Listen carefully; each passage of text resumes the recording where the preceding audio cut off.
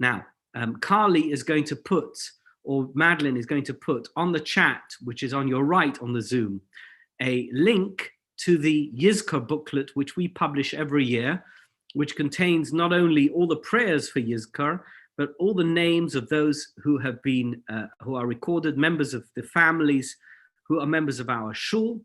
And if you want to click on that link, it's in the chat.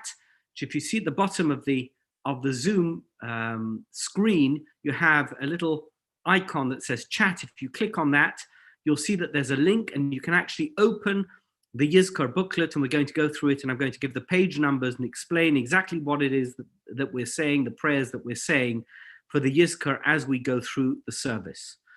I said I would talk about Kohelet, and that's how I'm going to introduce Yizkor today. And the reason I want to talk about Kohelet is because Kohelet, Ecclesiastes, is entirely incongruent with reference to Yom Tov. What do I mean? The question I'm most often asked, particularly by Sfaradim, is how is it appropriate, and particularly when a Yom Tov falls on Shabbos, to say a Yizkor prayer, a memorial prayer, Kel Mali Rachmim, and Yizkor, which is fairly sad, on Shabbat, or festival day, which is holy. How is that possible? How does that make any sense? Surely, on a Yom Tov or a Shabbos, for example, if somebody is sitting Shiva, they don't sit Shiva on Shabbos. Why not? Because you're not allowed to introduce sadness or depressing aspects of life into the Sabbath day, because it's meant to be a day of happiness, a day of joy, a day of simcha. Same with Yom Tov. You can't sit Shiva on Yom Tov. You have to wait, and for example, if Yom Tov comes along in the middle of a Shiva, you interrupt the Shiva, you get up from Shiva, and the Shiva no longer continues even after Yom Tov. So how is it that we can say the Yizkor prayer on Yom Tov? And the same question can be asked about Kohelet, Ecclesiastes. Ecclesiastes is a Megillah, is a scripture that was created during the time of the second Beis HaMikdash, and it was included in the canon at that time. It was based on something that was written by Shlomo HaMelech 500 years earlier, and it's about the futility of life. Hakol Hovel, Hevel Havolim Hakol Hovel. Vanity of vanities, everything is vanity. Ein Chodosh Tachas HaShemesh, there's nothing new under the sun. All of life's vanities are first of all, nothing new, and second of all, an utter waste of time. And if you read it, you discover how futile much of life is. People chase after this or that. People aspire to this or to that. But in the end, it all amounts to nothing. At the end, what is life worth? Is that the type of thing I want to read about on Yom Tov? Sounds pretty depressing to me. Doesn't sound like the kind of thing that's going to put me in an upbeat spirit. It's not going to put me into the mood of Yom Tov. That's not the kind of festival vibe that I'm looking for. Why do we say Koheles? And in fact, by the way, it's not my question. The Talmud asks, how is it that Koheles was included in the canon at all? Why does the Hebrew scriptures include Kohelet? Surely Kohelet should have been omitted, because it's the type of thing that can make you believe that there's nothing to believe in, that life is a waste of time, that there's no point to existence. And that being the case, wouldn't it be better if Kohelet was not included in the scriptures, so that we don't open up the possibility that people will not believe in God or will not feel the need or the necessity to do the things which are right in their lives? In the end, they decided, based on the beginning and the end of Kohelet, the random verses, that we should include Kohelet. I think that that's actually a red herring. I think that including Kohelet in the scripture is as essential as every aspect of life that we try and be a bit in denial about. You know, there's things in life which are wonderful. There's aspects of our lives which are absolutely fantastic. We're going to eat a Yom Tov meal tonight. We know a Yom Tov meal is very special. Put a lot of effort into it. We're going to have challah, you're going to have a starter, you're going to have a fish, or you're going to have a hot starter. You're going to have delicious, maybe chicken soup with knedlach. You're going to have chicken. You're going to have maybe something special that you don't normally have. You'll have duck, or you'll have beef. You'll have short ribs, whatever it is that you're going to have, which makes your Yom Tov meal special. You're going to have a fabulous dessert. What did you eat on a regular weekday night? Don't you come home, you throw a meal together. Maybe you're going to have, I don't know, a beef burger. You're going to go out, buy something, you buy a shawarma. I don't know what it is. You're going to have something really simple. What's the difference between Yom Tov and the weekday? Weekday's just kind of ordinary. I don't think about what I eat on the weekday. Shabbos, oh, the meal is so special. Yom Tov, gosh, doesn't get more special than that. You've got different aspects to your life. You get up some days, I know not here in California, and the clouds are in the sky. It's all gray. It's horrible. I remember I used to wake up in England. It was pouring with rain, sometimes not for one day, because it rained for a week. And then suddenly the sun comes out and it's beautiful. The sun is shining and the trees are full of green. The grass is green and you go out and it's fantastic. Do you remember the rain? We don't like to think about the rain. You don't want to celebrate the rain. You're much more focused on when it's sunny. And when it's raining, you're not thinking about rain either. You're thinking about how you'd like it to be sunny. I want to tell you that one side of life is meaningless without the other. Unless you have the negative, positive has no meaning. Unless you have something which is bad, then good has no meaning. Unless you understand that there are things you don't understand, when you do understand something, you're not going to appreciate it. The point of Kohelet is not that we want you to be depressed, but the point of Kohelet is to juxtapose it, to contrast the contents of Kohelet with all the wonderful things in your life. There are things in your life which are worthwhile. By the way, that's what the Talmud means when it says the beginning and the end of Kohelet. There's references to God and references to belief. What is the point of life if there isn't belief, if there isn't good? Because otherwise, all the aspects of life don't have any meaning. What's the point of having a good meal if it's not to celebrate Yom Tov or to make sure that you have a wonderful Shabbos? And what's the point of having a wonderful meal if every night you have a wonderful meal? If every single night you had that special 4-star meal, Michelin star awarded meal, what would be the point? You wouldn't enjoy it. You wouldn't appreciate it. We don't eat Wagyu beef every night. Some nights we just eat an ordinary meal. By the way, some nights you may just come home and have a bit of spaghetti and cheese. That's also fine. Do you know why? Because then when you have something special, you'll appreciate it. When we have Kohelet on Yom Tov and we contrast it with everything else that's going on Yom Tov, we're sitting in a wonderful, beautiful sukkah. I can see Jerry Friedman sitting in his beautiful sukkah. I can see it there. Isn't that special? And we sit in the sukkah and we see how lovely it is. And then we see that there's other aspects of life that you can be depressed and things can be negative and the vibe isn't positive. Suddenly we appreciate the positive. When we have Yizkor on Yom Tov, it's not because we want to get depressed on Yom Tov, but because we want to appreciate the fact that we still have life. We still have opportunity. We still have the availability of all the things that we can do, which all those people sadly who have passed away can't. But by the way, through us, they can still live. Our parents lived through our mitzvot. When we give that charity, when we make that pledge to charity, when we do that mitzvah, we sit in the sukkah, we're not just doing our own mitzvah, we are perpetuating the mitzvahs that were done by our parents and grandparents and great-grandparents who sat in a sukkah, who gave charity, who had Shabbos, who had Yom Tov, who did all the things that we do, who prayed. That's what we're doing with Yizkor. And that's why we do Yizkor on Yom Tov, not just on an ordinary day of the week. On Yom Tov, in the midst of our simcha, we have Yizkor. You know that tradition tells us it's in the Zohar. Mashiach is going to be born. What's the date of Mashiach's birthday? Anyone know? Tisha B'Av. I don't know if he's actually going to be born on Tisha B'Av, but you know what the message is there? Like a phoenix out of the ashes, Mashiach is going to be born out of Tisha B'Av, out of the depressing aspect of Tisha B'Av. While we're rolling in ashes, Mashiach is going to be born. Whilst we are reciting Yizkor, we're in the midst of this fabulous day that we call Yom Tov, that we call Shmini Atzeres. Even on Shabbos, we still say Yizkor. So today is Hoshana Rabbah. It's not yet Yom Tov, but we have a special Yom Tov. I saw today that the reason, by the way, that you eat kreplach, we have a minute to eat kreplach on Purim and Hoshana Rabbah. Do you know why? Does anyone know why? Because buried in the midst of this very ordinary dough, You have the succulent, beautiful meat. Have you ever heard that? Hoshana Rabbah is a very ordinary day. It's like a weekday, but it's not. It's special. It's a Yom Tov. Purim, it's a weekday. There's no restrictions on Purim, and yet we know it's a special day. It's the day of Purim.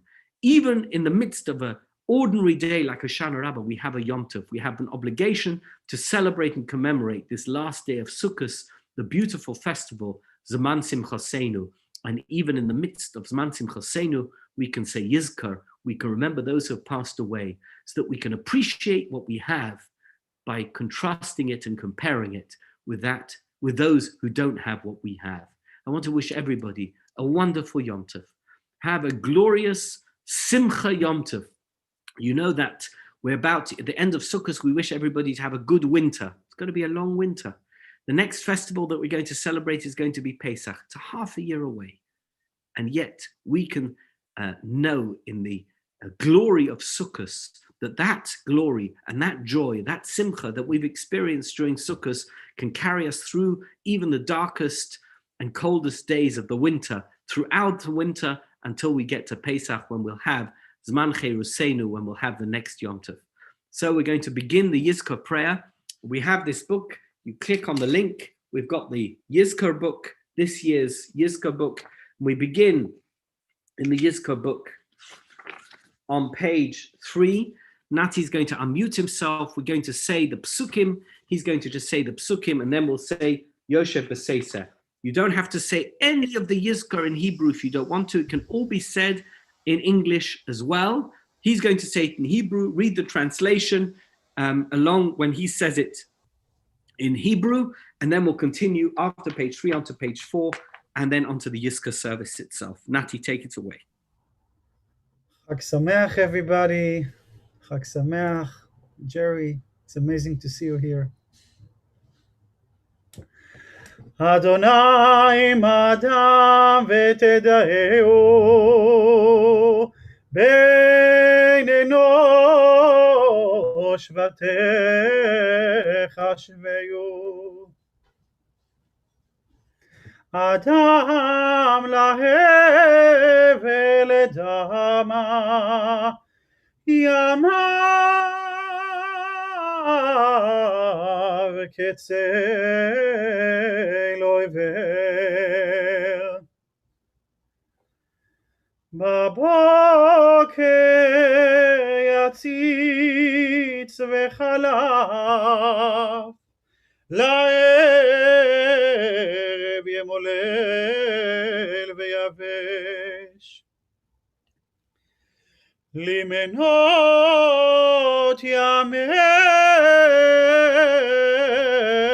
ימינו כן הודה ונביא לבב חוכמה שמות אמורי ישר כי אחרית לאיש שלום אך אלוהים יפדה נפשי מיד שאול כי ככני סלע כלה שרי ולבבי, צור לבבי בחלקי אלוהים לעולם. וישוב ועפר על הארץ כשהיה,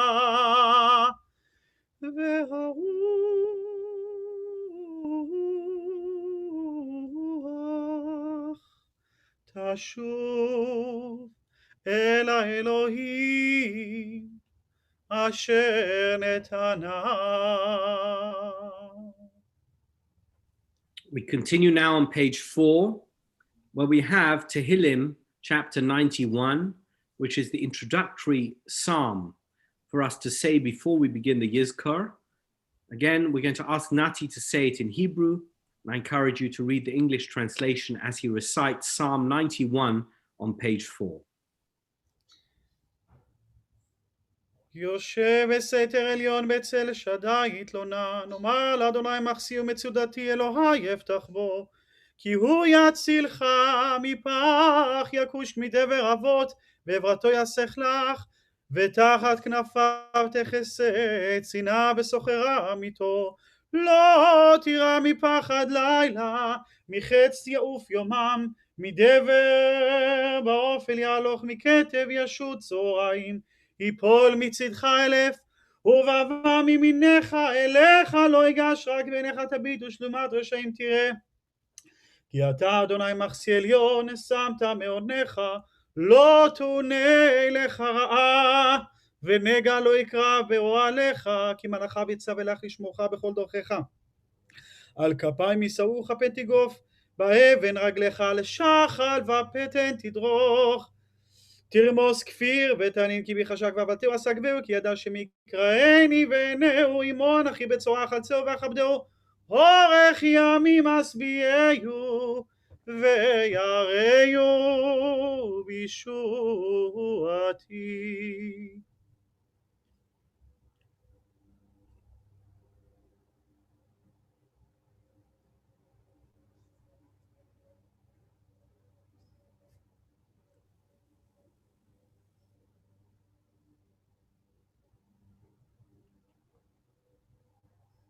We have the Yizkor prayers now from page 5 through to page 10. And the Yizkor prayers are designated to Yizkor for the father, for your father on page 5, Yizkor for your mother on page 6, etc. We have it in Hebrew and in transliteration and in translation. You insert the name of your departed loved one in the gaps.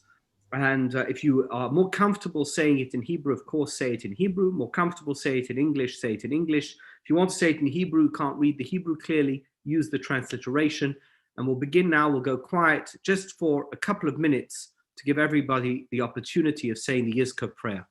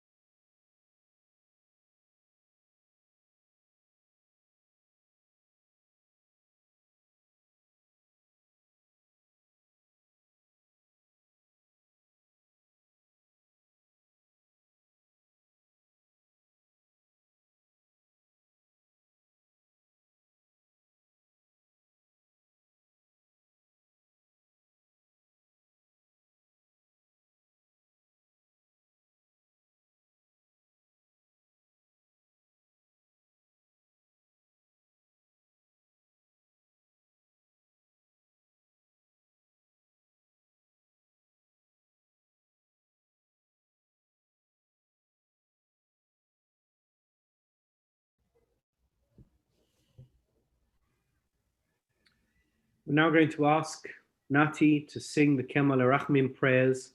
And we begin with a Kemal Rachmim prayer for all those members of our wonderful community of Young Israel of North Beverly Hills who have passed away since we opened in 1991. And we have a list of those names. We're not going to read the entire list. We're just going to say all of our departed members should have peace and tranquility in the Olam Ha'emet. We'll ask Nati to say the Kemal Rachmim. You can find it on page 13. Kemal Rachamim shochen bamomim, המצי מנוחה נכונה על כנפי השכינה, במעלות קדושים וטהורים, כזוהר הרקיע מאירים ומזהירים את כל הנשמות החברים והחברות בית כנסת צעירי ישראל דצפון בברלי הילס שהלכו לעולמם, לכן בעל הרחמים יסתירם בסתר כנפיו לעולמי, ויצור ביצור החיים את נשמותיהם, אדוני ונחלתם וינוחו בשלום על משכבם ויעמדו לגואלם לקץ הימים, בגן עדן תהא מנוחתם, ונאמר אמן. Continue on page 14 with the Kel Malei Rachamim for victims of the Holocaust. אל מלא רחמים, שוכן במרומים, דיין אלמנות ואבי יתומים, אמצי מנוחה נכונה על כנפי השכינה. במעלות קדושים וטהורים וגיבורים, כזוהר הרקיע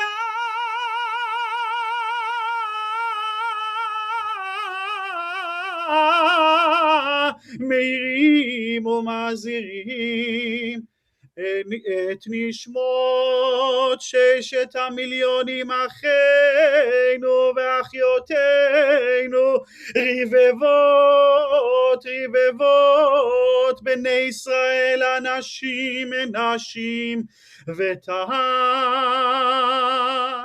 שנהרגו, שנשחטו,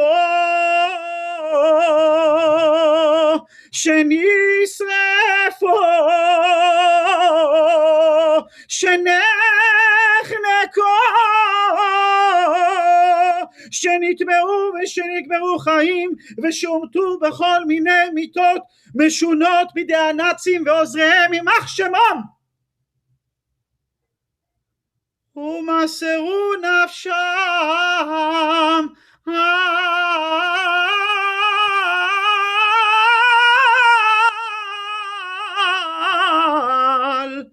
על קידוש השם.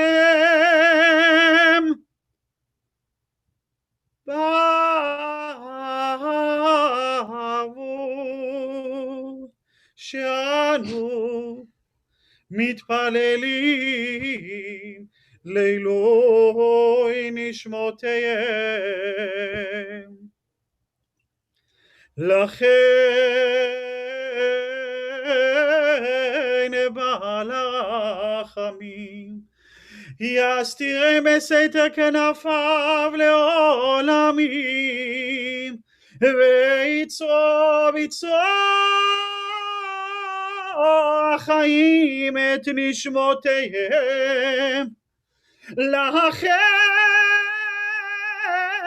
בעל הרחמים יסתירם בסתר כנפיו לעולמים, ויצרור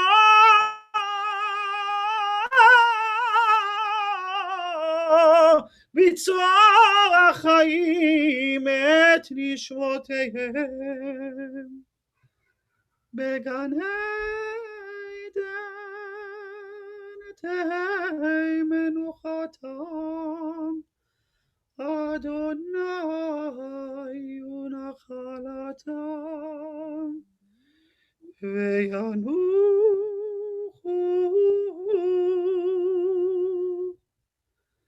בשלום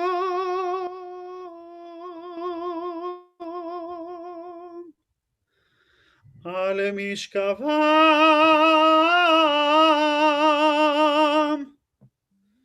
ונאמר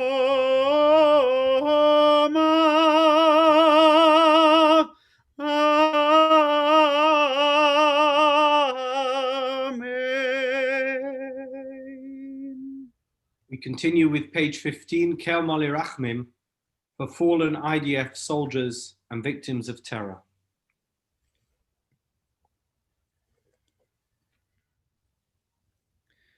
אל מלא רחמים,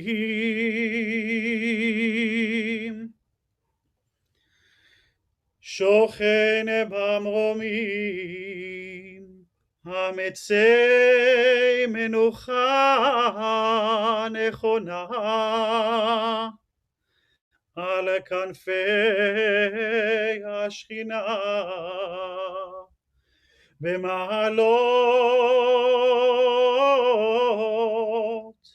קדושים וטהורים וגיבורים כזוהר הרקיע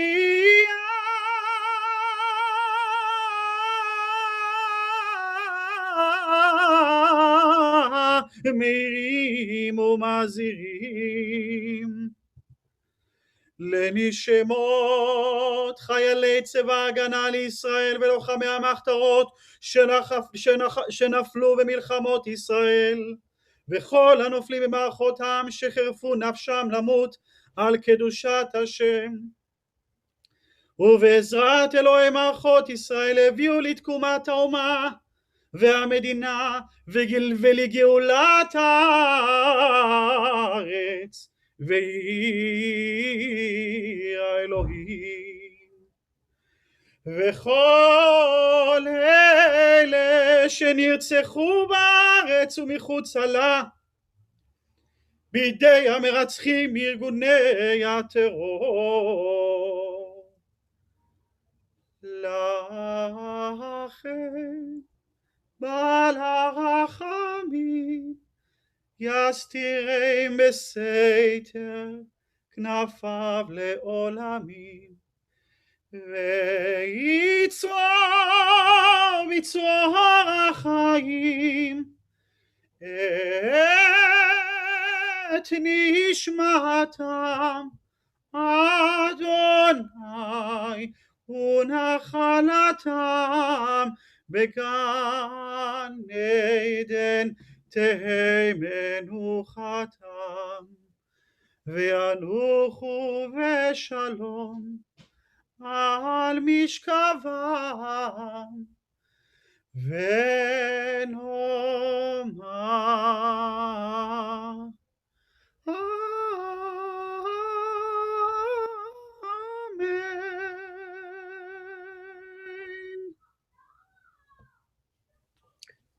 Thank you so much, Nati. Yashikach to you. Thank you so much, all of you, for joining us.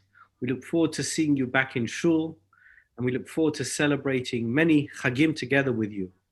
And in the memory of all those who are no longer with us, may we celebrate Yom Tov and be b'simcha, ki v'simcha tetzeu v'shalom tuvalu, l'shana haba'a Yerushalayim.